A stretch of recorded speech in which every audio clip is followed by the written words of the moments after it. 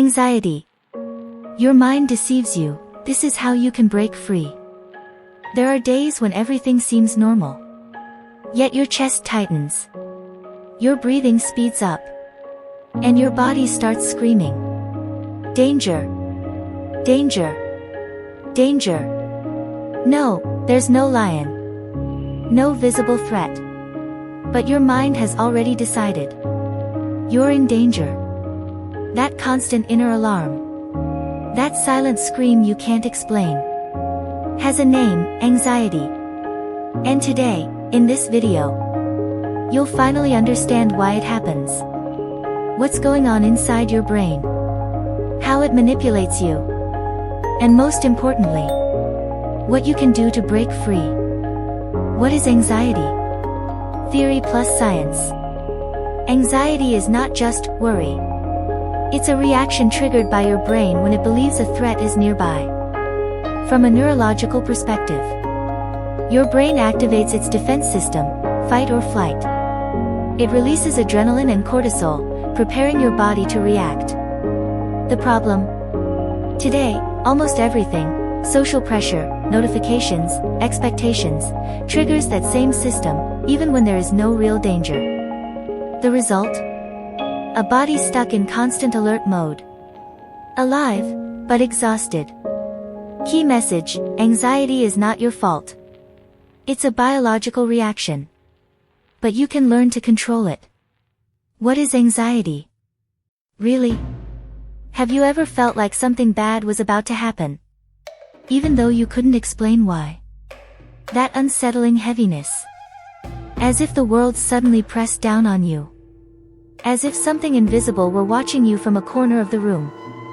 But there's nothing. Nothing you can see. Nothing you can touch. That feeling is called anxiety. And it isn't just fear. It isn't being worried. It's your brain whispering. Get ready. Something's coming. But why does it do that? And why does it happen even when everything seems fine? The psychological plus scientific view. Anxiety is not a flaw in your mind. It's not weakness. It's not incapacity. It is a survival mechanism. A biological alarm system every human is born with. It comes from our ancestors. Times when survival depended on detecting danger before it arrived. What happens inside the brain? When your mind senses a possible threat, real or imagined. The amygdala, the fear center, activates. It sends a signal to your entire body. Prepare to fight or run. Your body releases adrenaline and cortisol. Your breathing speeds up. Your heart starts pounding. Your muscles tighten. All of this happens, even if the threat is a text you haven't answered. A call you need to make. An awkward look from someone. A post you saw. A notification you didn't expect. Anxiety is an emergency system. Triggered by thoughts. The real problem today. Anxiety itself is not dangerous. What is dangerous? Is having that system activated all the time. And today, that's exactly how we live. Our ancestors triggered that alarm only when a predator appeared. Or when their life was truly at risk. Now the alarm goes off because of exams, social media, social interactions, family expectations, constant comparison, financial pressure, bad news, fear of being left behind. We live in a permanent red alert. Our body believes something terrible is about to happen. Even when we're sitting quietly in our room. Consequences. We're alive, but drained. Alert, but powerless. The mind keeps running. But the body is exhausted. That's where the feeling comes from. I want to do things, but I have no energy. It's not laziness. It's not lack of willpower. It's the brain burning energy trying to survive. Not to live. Remember this. Anxiety is not your fault. You are not broken. You are not weak. Your body is doing its job. It's just doing it too well. And the most important part, you can learn to control it. Not to eliminate it, but to return it to what it was always meant to be. An occasional alarm, not a daily prison. Now that you know what anxiety is, you need to understand why it grows stronger over time. Why some people start with mild anxiety and end up afraid even to leave their home. Can anxiety become a habit? In the next chapter, I'll prove it to you. And when you understand that, you'll finally understand yourself. How anxiety becomes a habit. Anxiety doesn't start as a monster. It starts as a moment. A single spark. Repeated enough times. Becomes routine. And routine becomes identity. From moment repetition habit. The cycle usually begins like this. A sudden worry.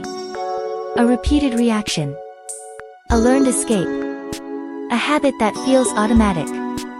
Common patterns include insomnia, catastrophic thinking, fear of making mistakes, social freezing, insecurity, avoidance, emotional paralysis, the cycle of anxiety, overthinking, anticipated danger, physiological stress, avoidance/isolation, relief, fear reinforced. The relief is the trap. A typical example. You're invited to go out. You're excited. You want to go. But then the thoughts appear. What if they judge me? What if I say something stupid? What if everything goes wrong? Your body reacts instantly. Heart racing. Tension in your jaw. Shortness of breath. Urge to say, maybe next time. In the end, you don't go. And your brain thinks, you saved me. You protected me. It learns that avoiding equals surviving. So the next time someone invites you to do something new, the alarm goes off faster. How anxiety turns into a habit. Anxiety doesn't just happen. It gets learned. It becomes routine. Until it stops feeling like a problem. And starts feeling like who you are. How does one moment become your default state? It starts with a strange thought. A small discomfort.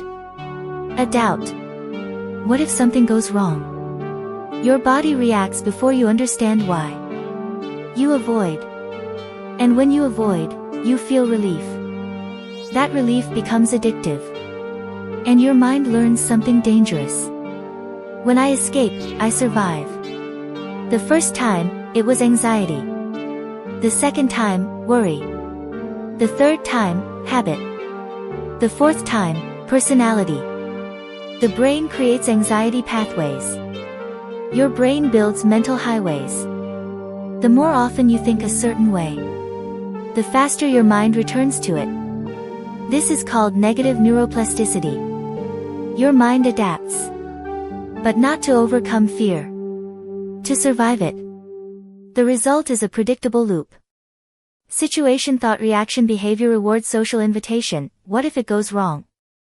Anxiety I don't go relief responsibility, I'm going to fail, tension avoid relief change, I'm not ready, fear postpone relief silence, something's wrong, stress distraction relief.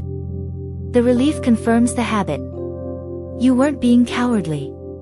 Your brain genuinely believed it was saving your life. Common behaviors, they are not defects. These are not flaws, they are automatic defense systems. Insomnia before something important. Catastrophic thinking. Sweating, racing heart, urge to escape. Social freezing or fear of judgment. Guilt for not doing what you want to do. Feeling trapped inside your own mind. Morning anxiety without any clear reason. This is your survival system, working too well. The anxiety cycle.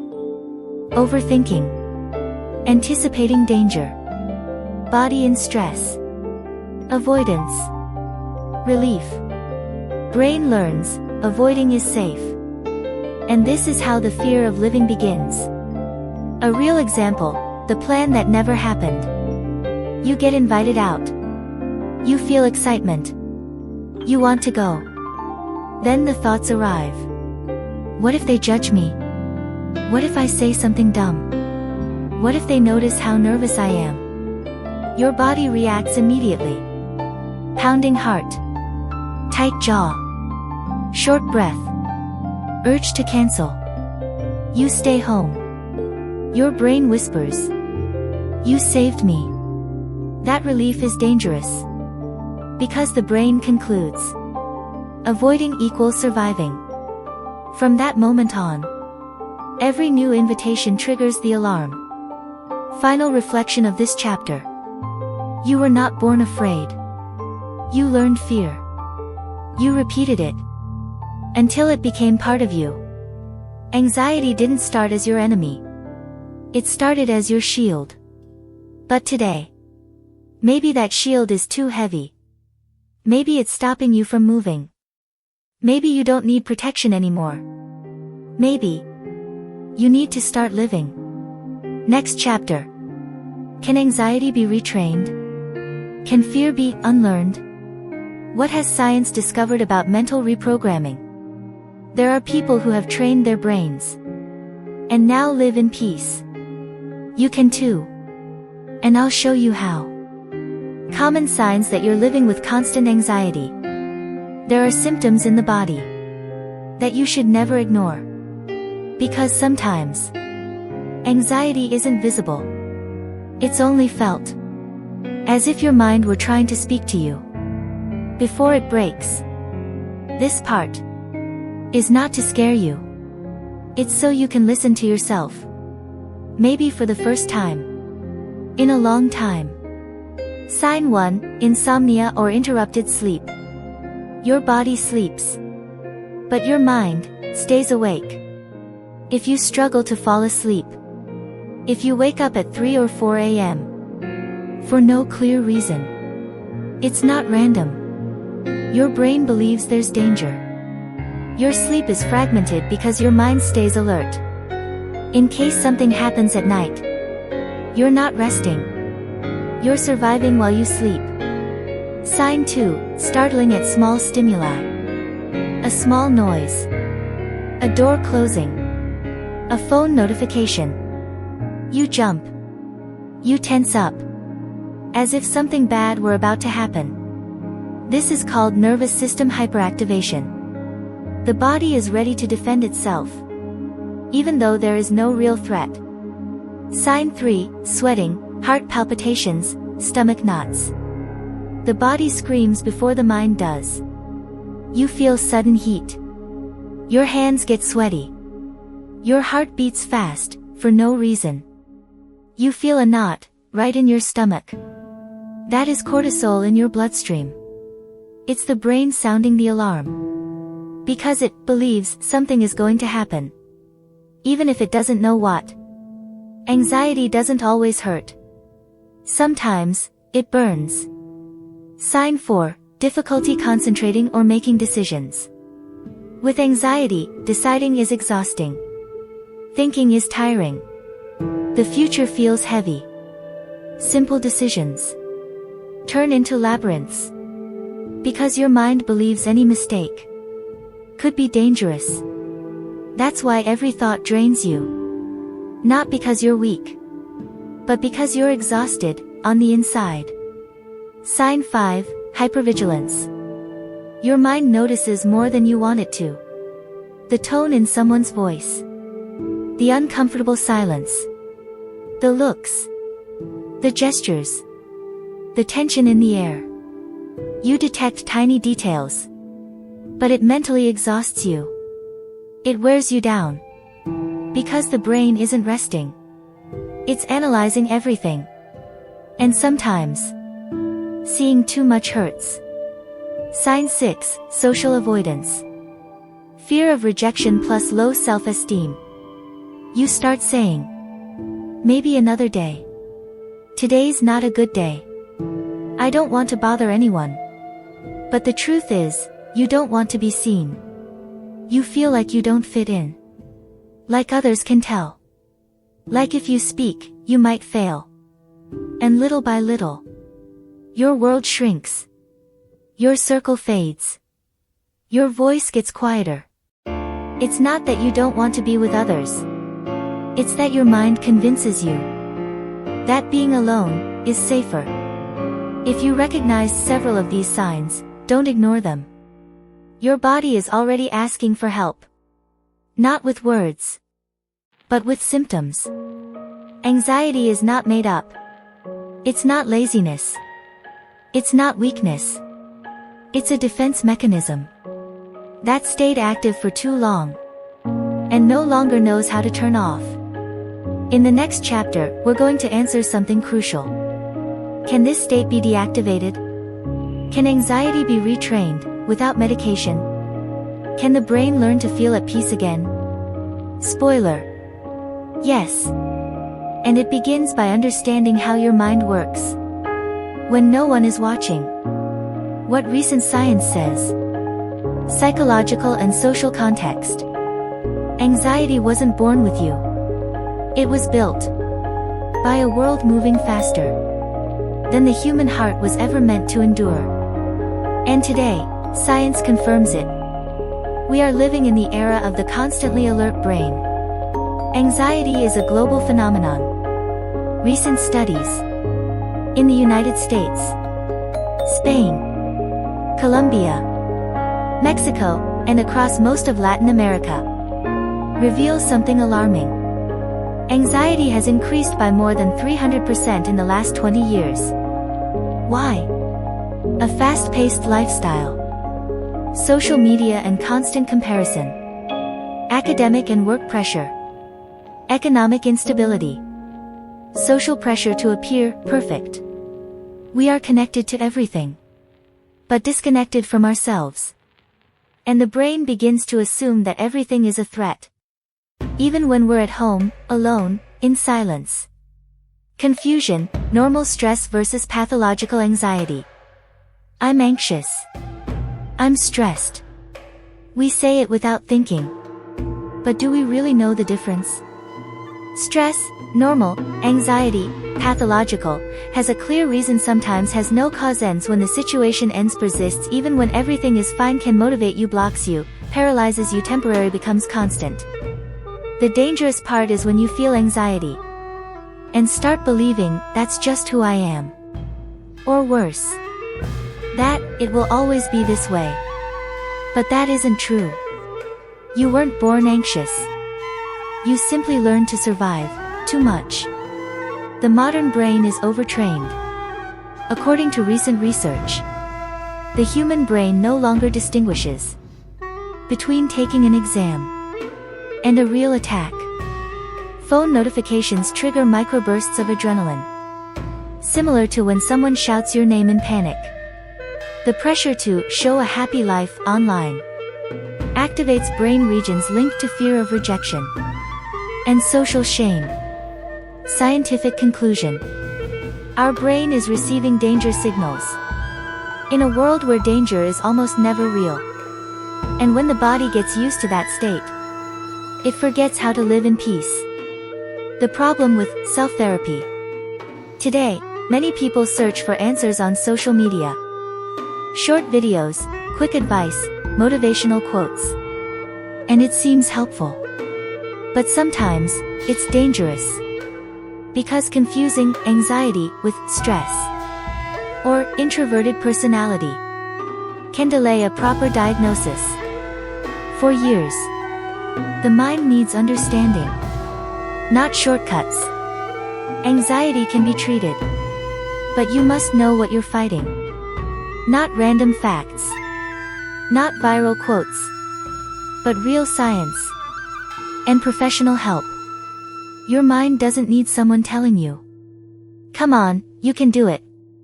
It needs someone who says, "I understand what you're feeling, and you're not crazy." Your brain is in defense mode, and it can be retrained. That's not motivation. That's neuroscience. In the next chapter, we'll explore what happens to the brain when anxiety is ignored for too long. Can the body get sick because of the mind? Can anxiety affect the heart, or damage memory? Can a thought damage an organ? A warning. The studies are more unsettling than you think. Remember your worst nightmare.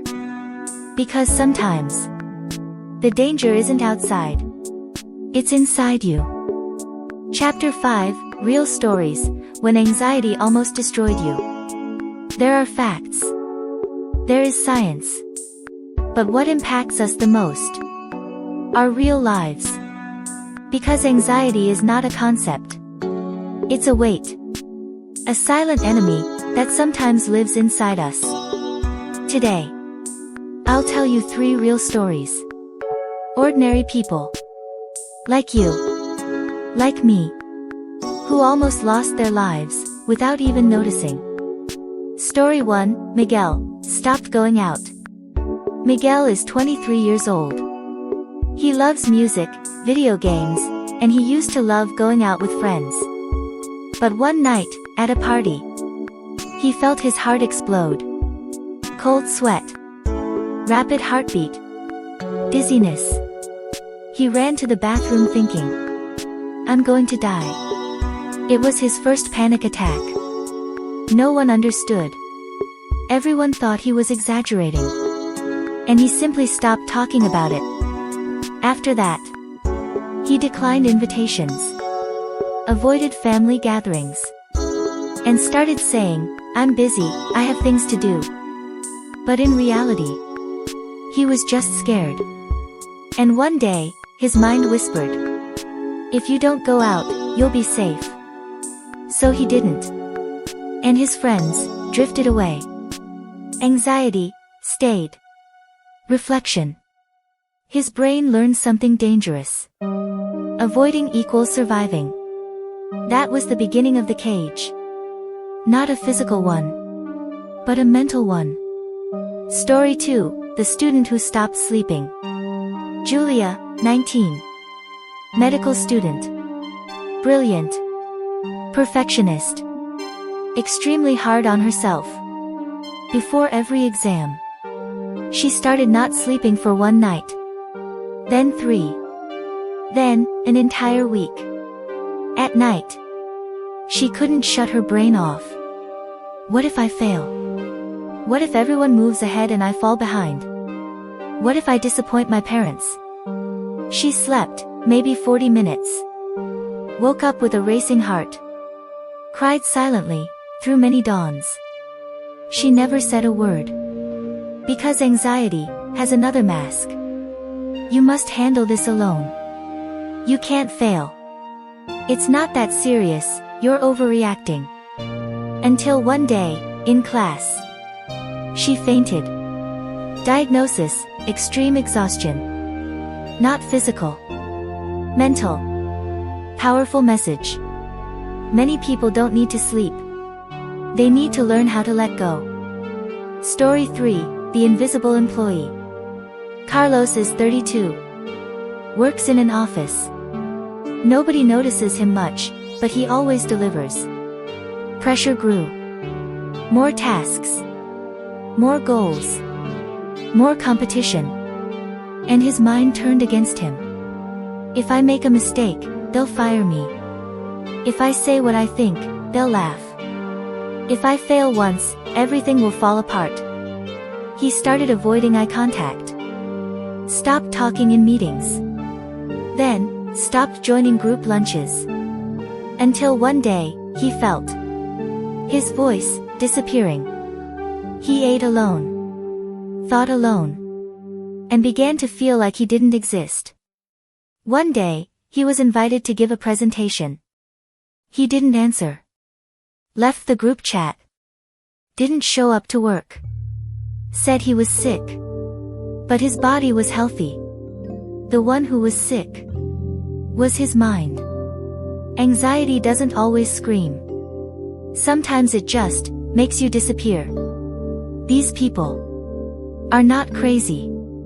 They are not broken. They are not weak. They simply lived in survival mode for far too long. And maybe you are living that way too. But listen carefully. Anxiety is not your identity. It's just a guest.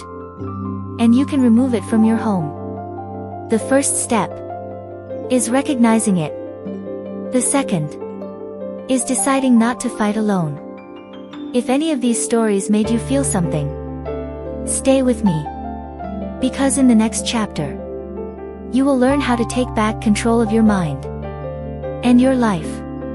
Here, in Remember Your Worst Nightmare. Chapter 6, How to Break the Cycle, Practical Tools. If you've made it this far, you already understand what anxiety is, how it forms, and how it can silently destroy a life. But now comes the most important part. Breaking the cycle.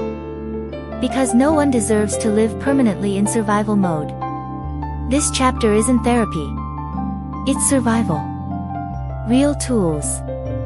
Used by real people who decided to take back control of their minds. 1. Conscious breathing, the first emergency switch. When anxiety hits, air is the first thing you lose. Your heart races, your thoughts speed up. But your breathing stays shallow, automatic. Pause. Do this. Inhale for 4 seconds. Hold for 4. Exhale for 4. Repeat. This is the 4-4-4 breathing method. Why does it work? Because it's the fastest way to tell your brain, we are not in danger. You can calm down. Try it for 2 minutes. And you'll feel your body obey. Important. This is not magic. It's science. This is how the parasympathetic system works. It brings you back to calm. But only if you activate it. 2. Sleep routine plus mental hygiene. Your mind cannot heal if it never rests. Anxiety loves the night. Because everything is quiet. Except your thoughts. So try this. Simple habits. No phone 30 minutes before bed. Dim lights, lower volume, reduce stimulation. If your mind overthinks, write it down. An overloaded mind is not a broken mind. It's a mind that needs to empty itself before it can rest. Not to stop thinking, but to stop drowning. 3. Identify the thought, and answer back. Every time a catastrophic thought appears, I'm going to fail. They're judging me. Everything will go wrong. Remember, thinking something does not make it real. When your mind says, everything is going to go wrong, answer, what evidence do I have for that? You're not trying to erase the fear. You're learning not to believe everything your mind whispers. 4. Gradual exposure, step by step, it is possible. Don't try to change your entire life in one day. That only exhausts you. And anxiety comes back stronger. Do this. Make a list of 10 things that trigger your anxiety. Put them in order. From the easiest to the hardest. And start with the easiest. Example. Say hi to a neighbor. Send a voice message. Go to a cafe alone. Speak in a meeting. Every time you do something that scares you, your brain learns a new lesson. I did it, and nothing bad happened. That's how you reprogram the mind. Not with magic. With small victories. 5. Anxiety journal, your mental map. Not to write poetry, but to identify patterns. Every time you feel anxiety, write. 1. When did it appear? 2. What was I thinking? 3. What did I feel in my body? 4. What did I do afterward? When you write it down, anxiety stops being an invisible monster and becomes something you can analyze. This isn't therapy. It's self-understanding. 6. Stay away from the noise. Social media can be gasoline. Too much content can trigger your anxiety over and over again. Do a digital cleanse. Unfollow accounts that compare, scare, or pressure you. Reduce how much negative news you consume. Filter. Breathe. Choose. Your mind is like a home. It can't have the door open all the time. 7. Support. Speaking up can save you. Anxiety thrives when it's lived in silence. You don't have to say, "I have anxiety." You can start with something simpler. "I've been feeling weird lately. I think I'm really tense. I'm having trouble sleeping." Talking doesn't always fix everything, but it can keep you from sinking. There's something you need to know, and I want you to remember it always. Your mind can be cruel to you, but you are not obligated to believe it. If something in this chapter made you think, moved you, or hurt a little, that means your mind is ready to change. Because understanding is the first step toward taking back control. In the next chapter, we'll talk about how the mind can heal from the inside by changing things you'd never imagine. And if you want to keep learning about this, subscribe and stay with me. Because here, in Remember Your Worst Nightmare, we learn to face what has always scared us. Chapter 7, Common Myths and Mistakes About Anxiety. What you think you know might be making your anxiety worse. There is something more dangerous than anxiety itself: the myths surrounding it. Because what you believe ends up becoming the cage you live in. Today you're going to hear uncomfortable truths. Truths that don't go viral. Truths that don't sell. But truths that can change your life, if you choose to listen. Myth 1, Anxiety is your fault. This is the most damaging myth of all. Many people believe it, even if they never say it out loud. "I feel this way because I'm weak. It's my fault, I can't handle this. I can't control my mind." But this is false. Anxiety is not your fault. It's a biological response, not an emotional choice. Your brain doesn't ask you what you feel. It detects danger and reacts. Think about it. If your heart starts racing, is it because you decided it? Or because your brain sounded the alarm? You're not guilty. You're human. Myth 2, you just need pills. This can be partly true, but also dangerous. Medication can help, but it is not a magic cure. It works best when paired with habits, support, mental shifts, emotional understanding. Medication can calm the body, but you must learn to calm your mind. That can't be bought. It has to be built. Myth 3, avoiding what scares you will cure you. We think avoiding is protecting ourselves, but in the long run, avoidance is the fuel of anxiety. Avoid talking, you reinforce social fear. Avoid going out, you reinforce panic. Avoid sleeping, you reinforce insomnia. Every time you avoid, your brain learns a dangerous lesson. This was a real threat, and I saved you. So you avoid again and again, until your life becomes an invisible prison. Myth 4, talking on social media works like therapy. Here lies a silent danger. Yes, social media can help. Yes, sharing can feel liberating. But many accounts give advice with no science behind it. Some romanticize anxiety. Others use it as marketing. Not everything that sounds smart is true. Not everything with likes is useful. Not everything that comforts heals. Anxiety is real. It deserves respect. And it deserves accurate information. What if what you thought was helping you was actually holding you back? In the next chapter, I'll show you how to reprogram your mind and take back real control. Not with motivation, not with pretty phrases, but with science and truth. If you want to see that chapter, stay. Because this was only the beginning. Here, in Remember Your Worst Nightmare, We learn to face what others avoid. Chapter 8. How to know if you need professional help. Warning signs. Persistent daily anxiety. Frequent panic attacks. Depression alongside anxiety. Difficulty living normally, work, relationships, responsibilities. Thoughts of self-harm or hopelessness. If several of these apply to you, seek professional help. Mental health is not something you manage alone. How to know if you need professional help. When anxiety stops warning you and starts consuming you. There's a limit we all feel, but almost no one dares to say out loud. The moment when anxiety stops being a sensation and starts becoming a prison.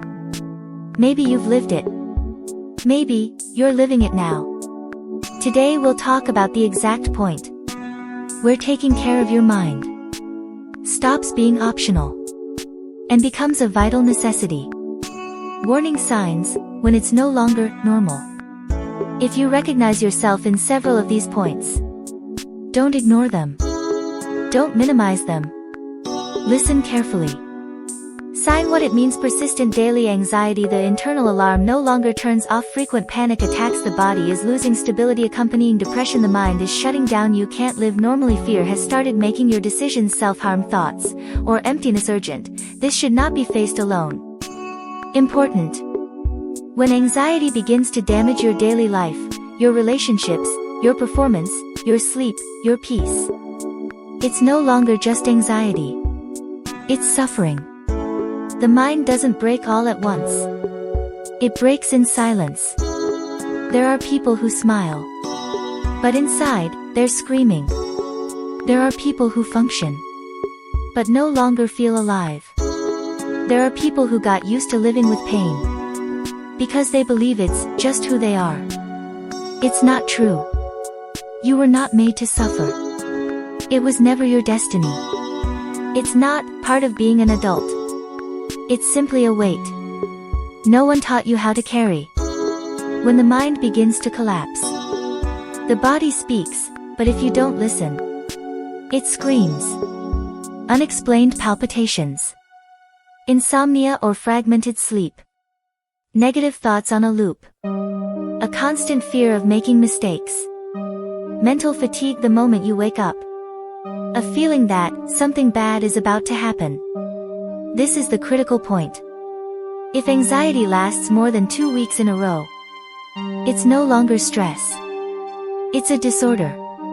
And disorders must be treated. Just like you go to a doctor when your body hurts. You go to a professional when your mind cannot cope alone.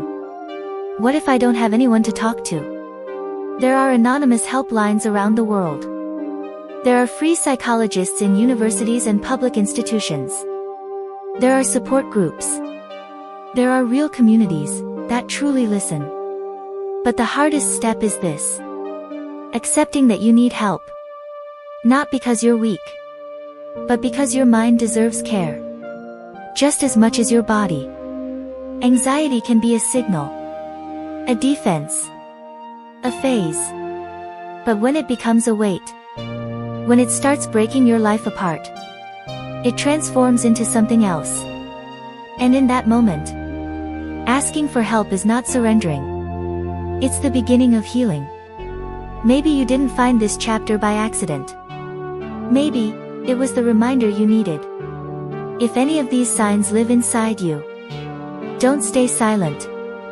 Speaking is also surviving. Here, in Remember Your Worst Nightmare, we don't just face the fear. We learn to understand it, to look at it, and transform it. Pause. Comment if you want the practical guide to discover what type of anxiety you have, and how to start regaining control of your mind, step by step. Because this is not the end. It's simply the moment where everything can begin to change. If you made it this far, it wasn't a coincidence. If you listened to every word, it's because something inside you is already trying to wake up. Maybe you've lived with anxiety for years. Maybe you've been hiding how you feel for a long time. Maybe you smile But inside, you're screaming. You're not weak. You're not broken. You're not alone. You're in the exact moment where a change begins. Because healing is not forgetting. Healing is understanding. And if today you felt even a little bit of relief, if any part of this video spoke directly to you, then you've already taken the first step. Recognizing it. Leave in the comments. Yes, I want to free myself from anxiety. Not for me. For you. To say, this is my moment. I no longer want to live in fear. Subscribe. Because on this channel, we don't just talk about shadows.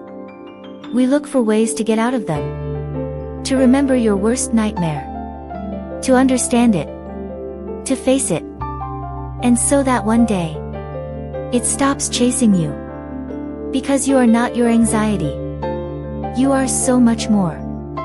You are the mind that can learn to write a different story. Remember your worst nightmare. But also, remember your real power.